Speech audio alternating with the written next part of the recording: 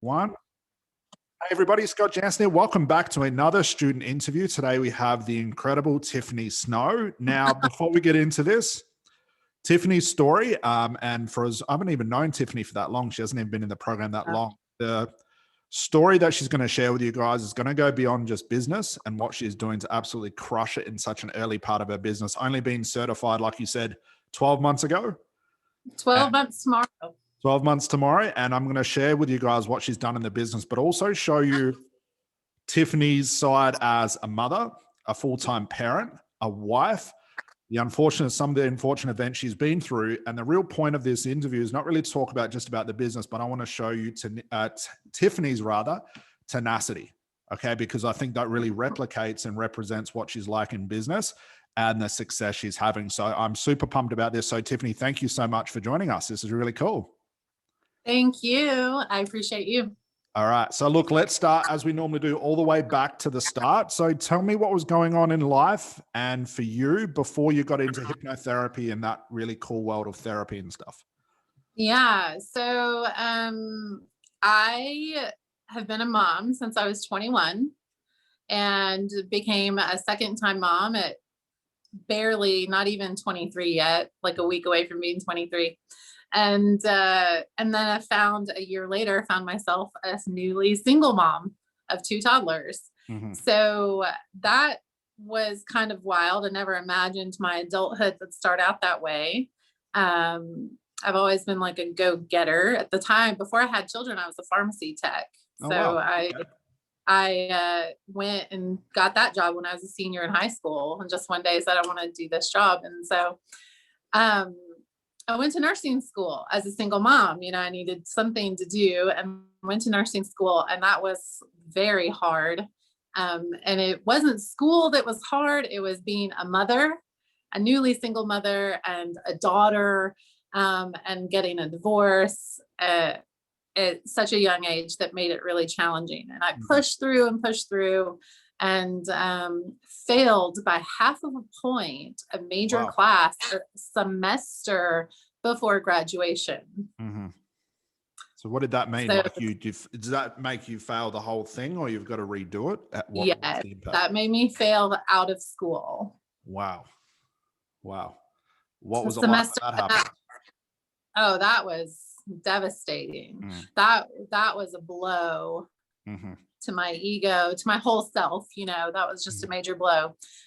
When I was 6 months postpartum with my second baby, I became a doula, but I didn't really get to do anything with that because I got divorced so quickly, and you can't be on call as a single parent. It's really hard. Mm-hmm. And so I had that to fall back on when I failed out of school. Mm-hmm.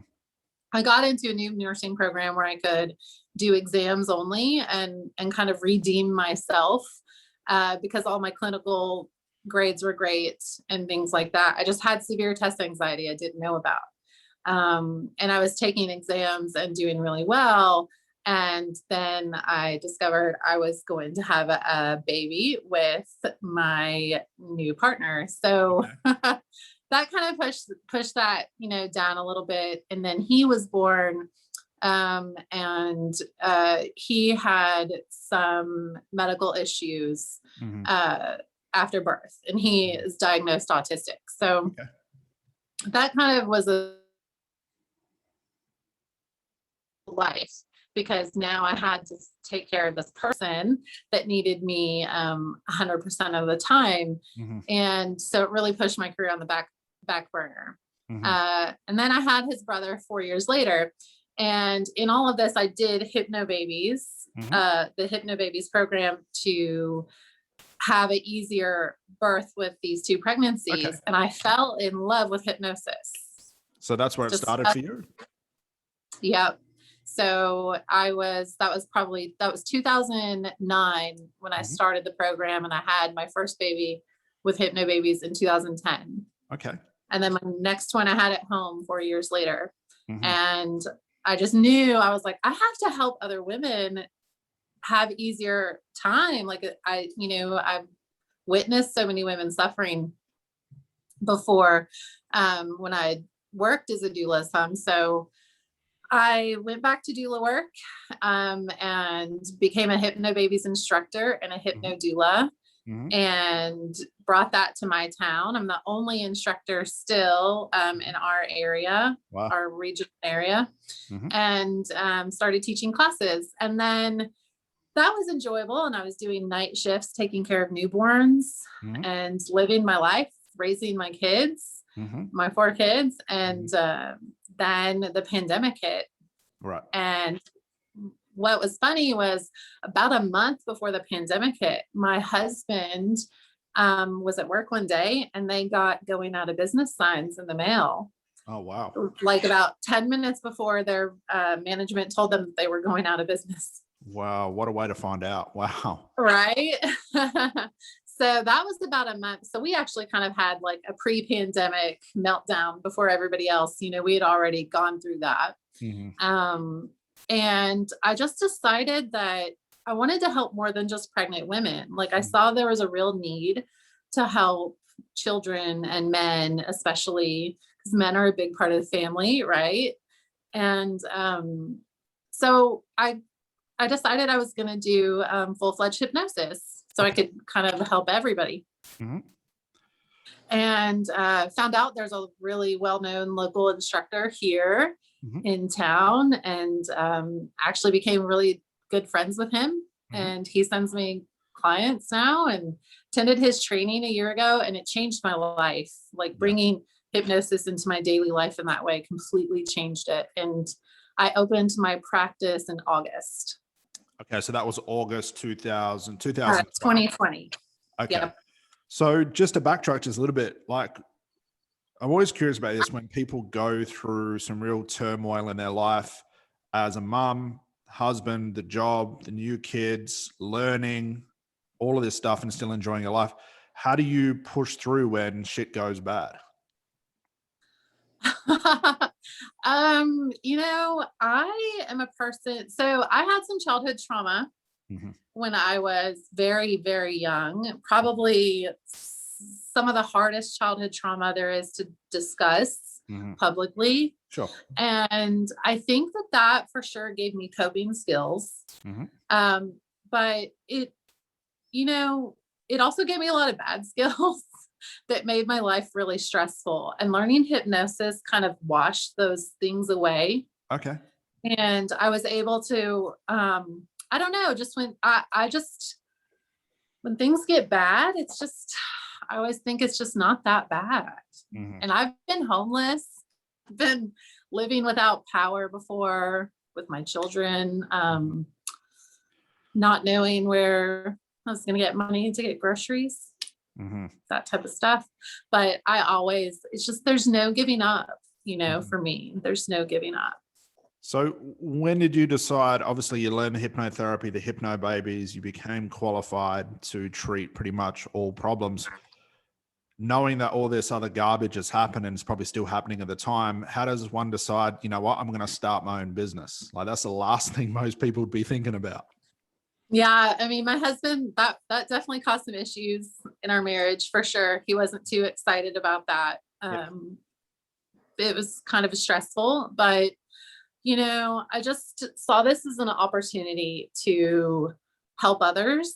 And like, what better time to help others than when the shit hits the fan for everybody. And I don't know, I just felt this pull, like this gut pull of this is the time to do this. You just have to, you know, it's kind of like everybody always needs dentists. Everybody always needs a general practitioner, right?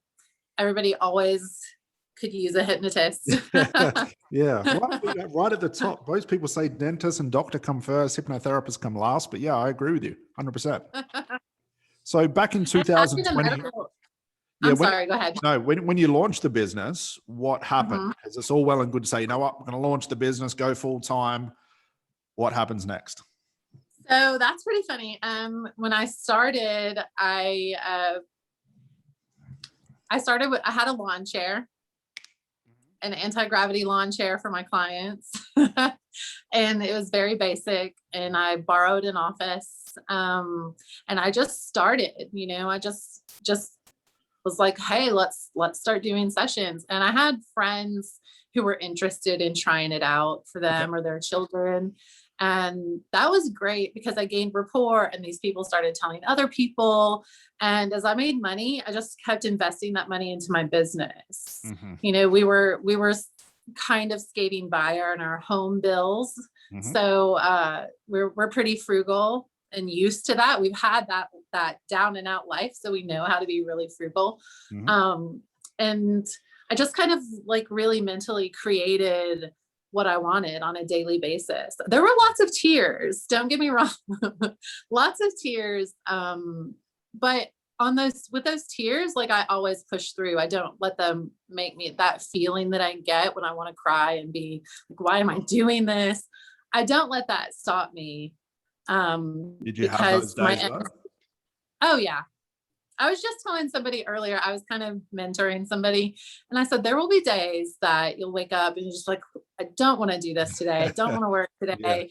And it's just that same thing that I tell my kids, like when you don't want to clean up your toys, you know, or do your laundry. It's just that part of us that's kind of pushes back and you got to push back harder on it. And that's what I do. And just kind of force myself. And sometimes that's hard. I have to also force myself now that I'm a business owner with a full-fledged practice. I have to force myself to slow down with my small children and sit and read a story or not rush off to work. Yeah. So so you had friends coming through, getting interest, you were getting a bit of word of mouth. Were you doing any sort of marketing? Did you have a niche? What were your prices at the time? Like what structure did you have? So I had no niche. I opened my business's name is the Tennessee Center for Hypnosis. Okay. That's pretty generalized. I was going to do it all, right? Help everybody and anybody. And that was okay. You know, that's gone pretty well. But I was doing $150 an hour sessions, selling 4 session packages. And honestly, a few that was okay. But then like when the winter came, January and February were miserable. I think when I met, I called you crying and I was like, this is not doable. And I found myself really stressed out in my sessions, like looking at the clock, thinking this is not worth, you know, I just felt like it was stressing me. It was stressing my clients.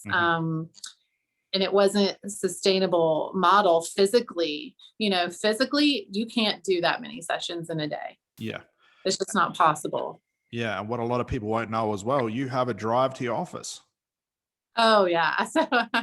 So, our area is pretty spread out and it's mountainous. We live in the Appalachian Mountains of East Tennessee. And so the city that I chose to put my center in is a college town, family city. And then the town I live in is a tourist town and I live on an island in the middle of a lake. So I drive an hour and 20 minutes one way. That's incredible. Were you ever dealing with clients that didn't show up? Like you'd go all that way and have clients cancel and not show up? Yeah, that actually happened today. Yeah. And I had a cancellation, but you know, I learned that I'm okay with that. I come in 4 days a week and then I work from home the other days and 2 other days a week. I try to take 1 day fully off. And if I have a client cancel, I use that time as training and train myself, do your program, whatever I need to do to work smart. Sure. I've been a homeschooling mom too for 11 years. So I'm used to things changing on the spur of the moment and kind of having to fill that time quickly with something else important. Yeah, that makes sense. So like when you launch the business, prices are average, really no niche, something like that. Obviously working out the maths just doesn't, your maths and time just doesn't allow you to have, you know, $100 sessions, 150. At what point did you think, you know what, this has to change? And what did you actually go looking for to actually make it change? Did you know you needed more business skills or what was the thought? Yeah. You know, my mentor is really great, but he's older and he's been in the business for quite a long time. And things have changed so much in the past few years technologically. So I felt this pull of like, I needed to do things the old school way, the way I was taught, a reverence almost to that and not step on toes. Yeah. But I go home and we're looking at bills and my husband is a newly unemployed man staying home with his kids and stressed that we're not going to be able to pay our bills and we're going to go right back downhill. So that was a real driver for me to figure out a better way that I didn't have to close my office. I don't have to, my office is in a good area and my clients really enjoy it. So I didn't want to close it if I didn't have to. So yeah, that kind of pushed me to further investigate what I could do to better myself as a hypnotist. And it wasn't even about money at first. It was just bettering my skills so I could get better. And that was when I found your conversational hypnosis. Oh, you went from that way. Well, I saw it on YouTube. Okay. And it was so inspiring and amazing. And I was like, I have to know more about this guy. He's incredible. And actually, I showed my husband your video and it made him tear up in like seconds. And I was like, well, this is the real deal. So, so I looked more into you and I was like, this guy knows what he's doing. So from there, you booked a strategy call and it's always funny when these calls come up. I think some of the first things you told me is, I don't know what I'm doing. It's not fucking working. I need help with everything. I need to start again. What the hell do I do? They're the best strategy calls to have. Yeah. I was ready to just start from scratch other than my certification. Of course, I was ready to just be like, screw all of this. This isn't working. It was one of those things where like in my mind, metaphorically, like threw everything at the wall and said, I got to clean it up and start over. Yeah. And so that's kind of where I was because I really wanted it to work. I knew it could work. I've seen my clients change. I just needed it to be better. Yeah. What do you think would have happened if it didn't work? I would have gone tucking my tail between my legs back home and closed up my office, moved everything back home and gone back to being a stay-at-home parent and my husband go back to working for not nearly enough money. And he would be working on his feet. He's a butcher. So it would not be that's not the life I want anymore. Okay. For any of us. I couldn't do it. Yeah. And again, it just really comes back to, I get the whole thing of wanting to help people. I get that. I still have that too. I wanted to help on my clients for free. I wanted to just give them a better life. But I realized, hey, if I can't even help myself, if I can't pay my bills, if my practice is rubbish, what can I do? And a lot of people don't look at the maths. They don't look at the time and they're convinced that traditional model of $100 is what I'll charge. It's because that's what my mentor said. And that's all well and good for them to say that, but the maths doesn't add up. If you want to make, let's say, 10 grand a month at $100 a client, that's 100 clients a month. There's no way possible that the time and the maths allows that to happen. Yeah. I left my certification thinking I could do 8 sessions a day. Oof. And the first time I did 5 sessions in one day, I was physically ill at the end of the day on my drive home. And I thought there is no possible way. And I also, I teach Hypnobaby still. That's like a 3-hour class I teach once a week at night. So that's a long day too. So there's just no way, there was no way to do that. And it was making, my stress was coming through, I felt like, in my sessions, and my clients weren't, I just wasn't as relaxed. Yeah. Was it showing up in your how am I teaching people how to be relaxed if I'm not relaxed? Yeah. While I'm teaching them to be relaxed, if I'm worried about work, they'll see that. They'll connect to that. Was that stress and stuff obviously showing up at home as well? And it's just, it's stressful for everybody. I can't blame my husband because he's a person and he cares about our well-being, and So yeah, that's hard. It's hard for the whole family to deal with. Yeah. And I'm the type of person, like, once I get to a point where I've suffered long enough, I just stop and I'm like, I can't go on one more second like this. Yeah. I think I told you, like, I cannot do this one more minute this way. It has to change right now. Yeah. It's always surprising to me that people will say, okay, Scott, I'm going to go find a mentor, like a therapy mentor. I'm going to learn this certification, this certification, this certification. And we go looking for someone that can train us to be incredible therapists and coaches. But when it comes to the business, most people say, nope, don't need that. I'll just wing it. Clients will come kicking down my door. But the reality is anyone can get certified. Let's be honest. That's the reality. But unless you know the business, unless you understand, as you know, all the systems and the things actually involved in a real business, that certification goes to waste. You can't wing being a therapist, just like you can't wing being a business owner as well.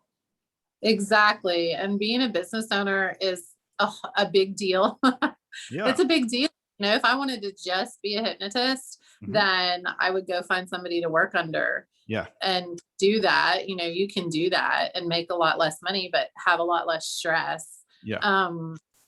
Being a business owner is definitely different. I do have somebody that helps with social media. She's a fellow Hypnobabies instructor who has a design company. Now I pay for her services, but she's helped develop my logo and my website, things like that. So that there's a place for people to go. Yeah. That's something people ask me a lot, you know, your website and stuff. But as far as like developing my whole business, she doesn't really, that's what I do on my own. Yeah. And as far as a niche, I have been developing a really cool niche that I like a lot, and I can still work with the same clients. And that's where I discovered that relationship. And because I was a doula before, I've been privy to watching lots of different types of relationships and interactions in some of the most complicated times of life. And so I really started discovering, like, my clients, it wasn't about smoking. It wasn't about weight loss or relationships issues or anxiety. It was really like coming down to their relationship with themselves. Symptom and root cause. Right. And like they've lost the relationship with themselves and you replace it with other things. And so once I did your program, started your program and started thinking in that way and going through the strategy call script and things like that, and kind of really thinking about, which that's me, like think like sciencey, you know, I started thinking about how I can help people in a better way. And that's kind of what kept coming up, was like this whole thing about relationship with yourself. And so, yeah, so I really like it. I'm really interested in like love, intimacy, sexual dysfunction stuff too, just because I'm comfortable with all of that in that world. So yeah, I enjoy it. I have a lot of fun, and that's fun. I'm glad that it's been working to kind of niche it that way. And it's been working really well for my clients. Yeah. It just gets us away from being the generalist that helps everybody. And honestly, like 15, 20 years ago, you could do that, but there is so much competition now that model just doesn't work. But what's interesting as well for yourself, and also the other students that have done this as well, you start to see niches and people's problems, symptoms, root causes. You start to see it in a whole different way when you wrap your mind around what a niche really is compared to what you think a niche is. It goes beyond just that symptom level surface problem, because if you just try and market or niche at that level, that's that red ocean thing. That's what everybody's doing. So the fact you're starting to see what's deeper, this differentiates you. And this now becomes a catalyst for more business growth and things like that. So it's a cool place to be. Yeah, it's been really fun. Now, I have definitely turned people away. I upped my price about 5-6 weeks ago, like doing your program. I just said, fudge it. I'm going to do this. It was a phone call one day, and I hadn't even really thought it out or planned it. I'd just been thinking about it and practicing a little bit.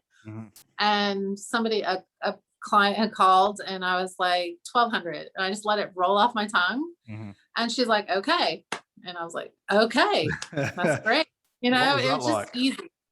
It was so amazing because, and she's an amazing client too. It was amazing because I let go of a contracted price per hour for so many sessions. And I just said, it doesn't matter, like $1,200, you may get your transformation in 3 or 4 sessions. It might be 6, 7, 8 sessions. I don't know, but we're going to work until we're on the other side of this.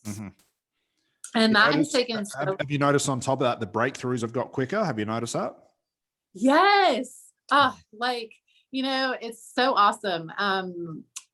That 3rd or 4th week is such a tremendous change by then that my client, and I give my clients the option of coming back. You know, I tell them, like, I let you get to choose. Do you need to come back in another week or do you need to wait out a few weeks? And by that 4th week, they're always scheduling themselves out several weeks. And I love that for them because they can go on with their life. They're not like, I got to go to therapy every week for months and months at a time. That sucks. Yeah. So for you now, as where you are now, I mean, and you've only been in the program, what, 2-3 months, maybe? Not even? I think 2 months, 3 months. Yeah, something like that. 2 or 3 months. What's been the biggest surprise? Because things have shifted. I mean, from $100 clients to $1,200. I think we saw your post in the group. You had like 5 clients in a row at that price. What's different now? Like, what do you think's been the biggest catalyst for the change? And what do you think the biggest change has been so far? Oh my gosh. My favorite is the better clients. Yeah. Quality. Like, I mean, they're just wonderful, you know, and it's kind of like, they come in ready to change already. They've already done half the work and they're just making that choice to change. They're not expecting me to wave a magic wand. And so I love that. And I love seeing that transformation happen so quickly. I have no stress sitting across from them for 2 hours. Sure. I don't care. You know, it doesn't matter to me. I had a client say to me the other day that she felt bad that her sessions were an hour and a half long. I was like, oh my gosh, please do not feel bad. Take your time. That's what we're doing this for. Yeah. I want you to get better, you know, and I don't want to stop somebody in the middle of their, you know, transformation in the office and just be like, okay, well, our hour's up. You got to go. I've got somebody else coming, you know, because I need to fit so many people in. Yeah. So it's been like the relaxation that has come for me as well as my clients has been priceless. Yeah.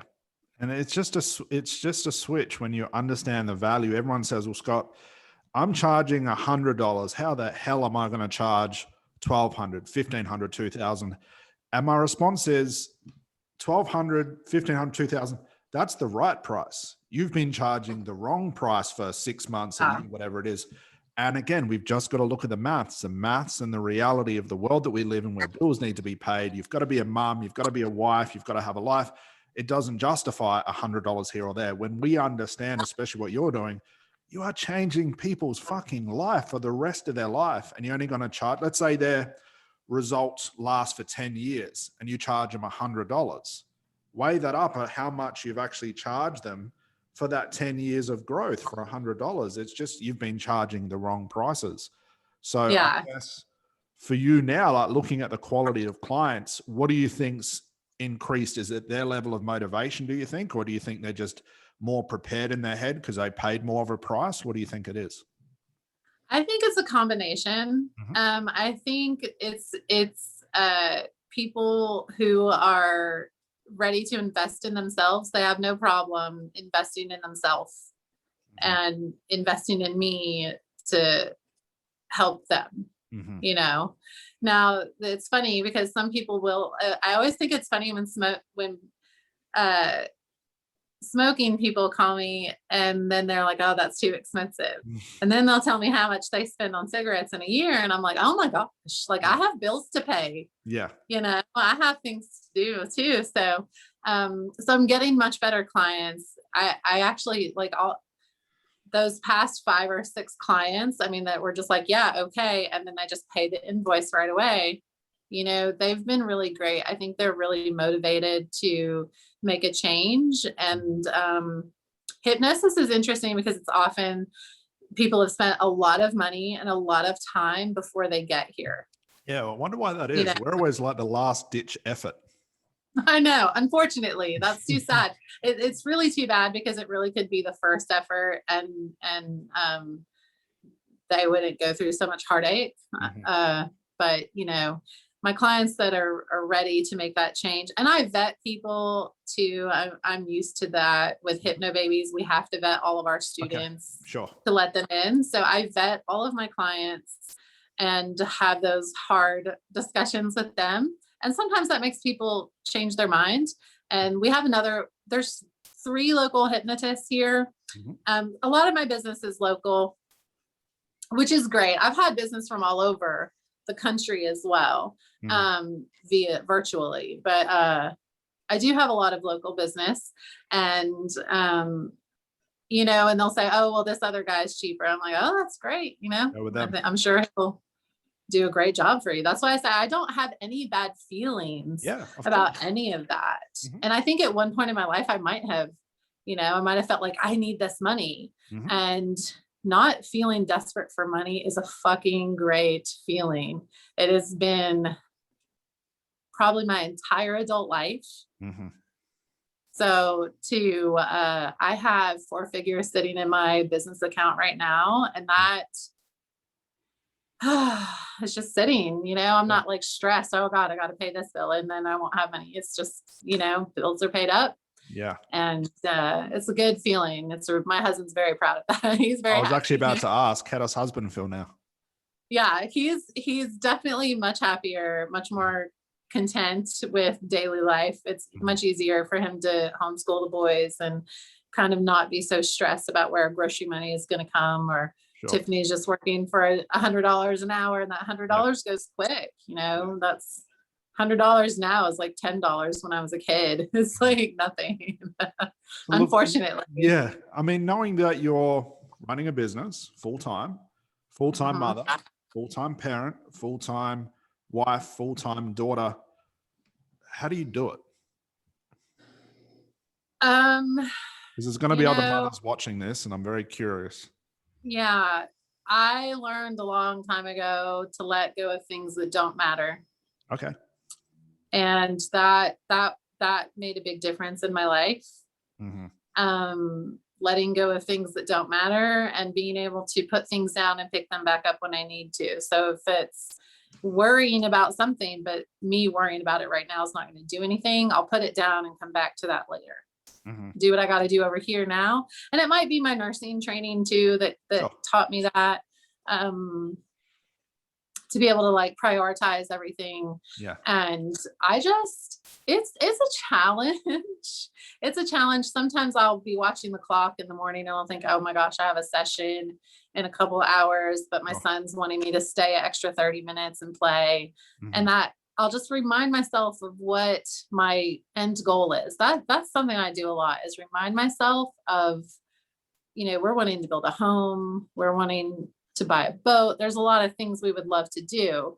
And I remind myself of all those things to kind of boost me and keep me going. And my parents live here in the same town where my office is. And I try to fit that into and kind of go see them. And sometimes it's hard. I want to stay in my office / girl cave and hang out. It's really nice.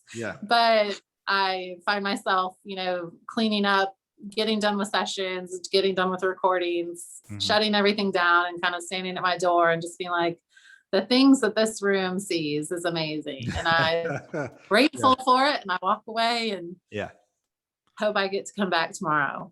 Yeah. What would you say to other mums that are watching this? And not even just mums, I guess people in general. I think we as human beings really underestimate what we're capable of each day and how much time we really have. Like, what would you say to people that use time and I can't do it, I've run out of time, I've got the kids, I've got this and that? What would you say to them if that's really an excuse? Oh, plan ahead. All that is, when you're feeling like you don't have time, is really lack of planning. And that's hard for some people. I used to be a very spontaneous person, and my husband is very spontaneous, but motherhood made me become a planner. You can't just go somewhere and forget diapers or wipes or, when you have older kids, do they have the right shoes? All of those Sure. things. Mm-hmm. And I've learned that not planning makes me very stressed at work. Okay. Even when I was doing night shifts with newborns, if I didn't plan my night, it was going to be rough. So plan ahead, think ahead. I like to think ahead, make lists for yourself. You actually have to read the list too, though. That's important. Not just make it. Yeah. Yeah. You have to really be like focused. I tell my clients all the time that I don't teach them anything I don't do myself. Sure. And that, I go through the same things they do. And sometimes I'll have a really bad week and I'll be like, God, why does this suck so bad? And then I'll remember I'm not doing my routines. I'm really big on, I like routine. Yeah, me too. So I don't really care so much about schedules. That way I can be flexible in the time of day I do things. But as far as like when I come to work, I do things a certain way. When I leave, I do them a certain way. At home, I do them a certain way. That helps me kind of keep everything compartmentalized and in order. And, planning ahead is a big deal. Yeah. I would tell people plan ahead. If you're having a wedding, you plan it. If you're having a baby, you plan things. You're going to move, you plan. You have to plan your business. You have on a daily basis. Yeah. So where do you see the business? 2 months in, where do you see the business 6 months from now? Like what's like the short-term goal? Obviously I know the long-term goal you mentioned before, but we've talked about it as well. Where do you see this 6 months from now? So in 6 months, I'm hoping to have my, trainer certification so that I can train people to become instructors as well, or become hypnotists as well. And hopefully, my fingers are crossed, right now I'm in an office suite in an office building with 2 or 3 psychotherapists and an intern. And that's great. But when I started this, my whole idea, I had a vision that came to me about having my own brick and mortar that's had a sign that said Tennessee Center for Hypnosis. And I would really love to do that and hire on somebody else to really do like the daily stuff, like smoking, weight loss, stuff like that. And I would love to kind of do bigger stuff. And my husband's talked about going to training as well, and possibly him being the one to do that. But he's got a great life living on the lake, raising boys. And so I would like him to enjoy his life doing that. And our boys live that kind of life. And then I can build this, and it'll be okay. Yeah. What a difference compared to where you were, even just where we were on the strategy call that we had first to where you are now. Oh, God. It's like you're a different person. I don't like to think about that. Yeah. I should have recorded that strategy call. I remember that day, and I was, that was a rough day. That was a rough day. And I was desperate. Yeah. Desperate and destitute. Yeah. Was there any, when we were doing that call, was there any thought you were thinking, fuck, like, is this going to work for me? Do I take the risk? Because people always say it's a risk. Was that what going through your head? Oh yeah, always. Like everything I do, I always think that. But I'm the type of person that I'll do it anyways, and then be like, oh well, or that was a great idea, right? Like I knew it would be. Yeah. I was most concerned about spending the money and me not doing it or not making any changes, and then my husband being pissed that I spent that money. Mm-hmm. You know what I mean? Like that's not a good place to be in a marriage. No. That sucks. So,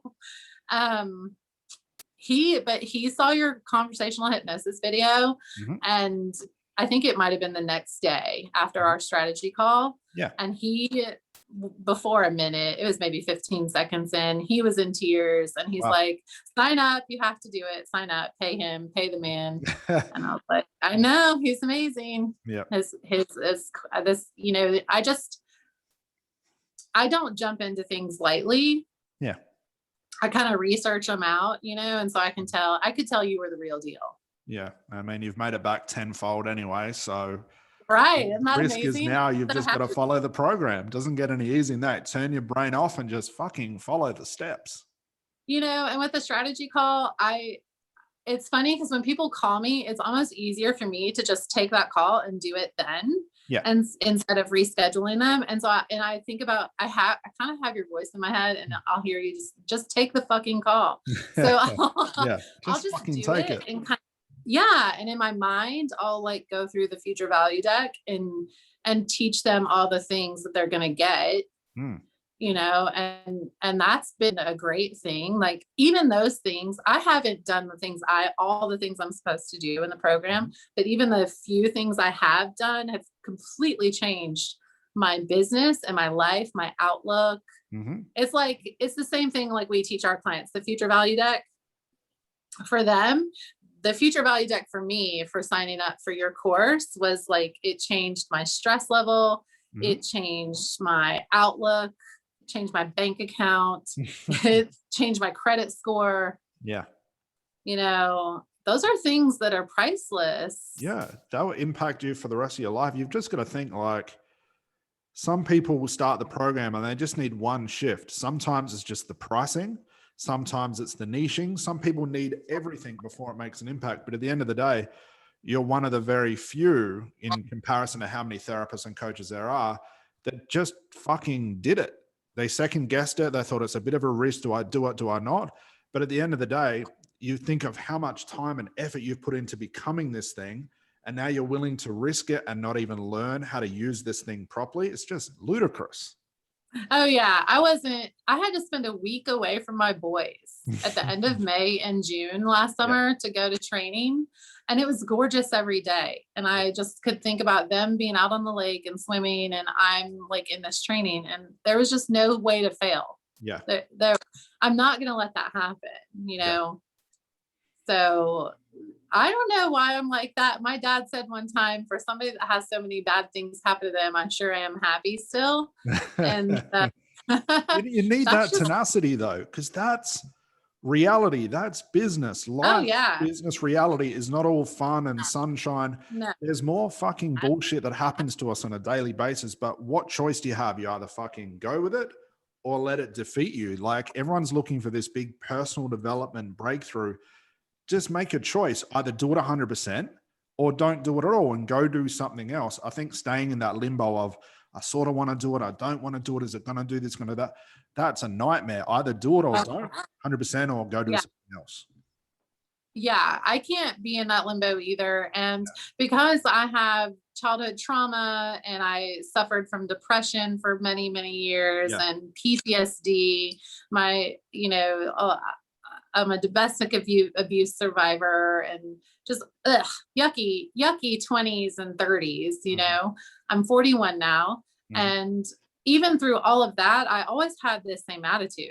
Like I can make this better. I can figure out what I'm screwing up and I can make it better.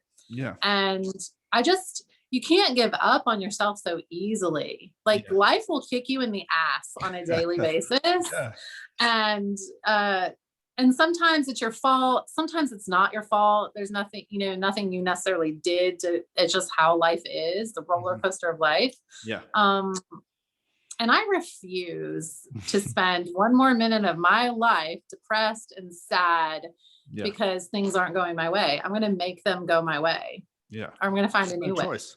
Yeah. That's it. You either do it, make it work, or you give up. That's the only choice. Yeah. So that's very cool. Well, I'm done. That's incredible story. I hope everyone listens to that carefully, because you've really represented and showed people like this is business. Like Tiffany is the raw reality. This is business. You might watch all these gurus and say, I can change your life, and they're on a boat, they're on a laptop, they're living their life. But this is business right here. You're going to have good days. You're going to have incredible days. You're going to have no money. You're going to have some money. But you've got to take control of those circumstances. I think business really shows us how great life can be. And when you get on top of everything, it starts to show up. Less stress, money in the account, husband's happy. The children, when they understand, what's really going on with you in the business, they're going to be very proud of that. So it is future value from running your own business, but you've got to step up and fucking do it or don't do it. That's really what it comes down to. Oh yeah. Like you're the one word you told me. I remember on our strategy call, you said you have to take action. Like everything else is good and all, but you absolutely have to take action. And that is definitely something that's on a success formula I use for my clients. Yeah. It's taking action. And I'm like, I can't not do that for myself. I have to take action on a daily basis. Yep. Even if, and I listened to your bonus one as well about like clean your fucking house, clean your fucking car. I went right out and cleaned my car out. I clean my car out once a week now. And it's just these habits of like, and routines of getting life to work better for you instead of against you. Yeah, cool. And it's all in yourself. Who would have thought? Right. Who would have thought? Well, look, that's awesome. Thank you so much. That's an incredible story. So for people that are watching this as well, can you just tell me the type of client that you're working with and the best place they can find you? I'll leave the link for your website below, guys, if you want to talk to Tiffany. If obviously you're the right client for her, I'll leave the link below in the description. But can you just remind people of the type of clients you're working with? Yeah, so I would work with anybody that is ready to change their relationship with themselves and their life and change their habits to create a better life, the life they want to actually live and enjoy. Fantastic. And where would be the best place for them to find you? My website is www.10hypno.com. It's TENNHYPNO. Excellent. So I'll leave a link below, guys. Tiffany is a wealth of knowledge. You can obviously see the incredible breakthroughs she's having with her clients. But that's it. Thank you so much for joining us. I know it's the evening for you, so go de-stress, have a wine, whatever you want to do for the rest of the day. Go be a mum, go enjoy your time, and I'll see you in the Facebook group, Tiffany. Thank you so much. All right. Thanks, Scott. Appreciate you. Bye-bye. Bye.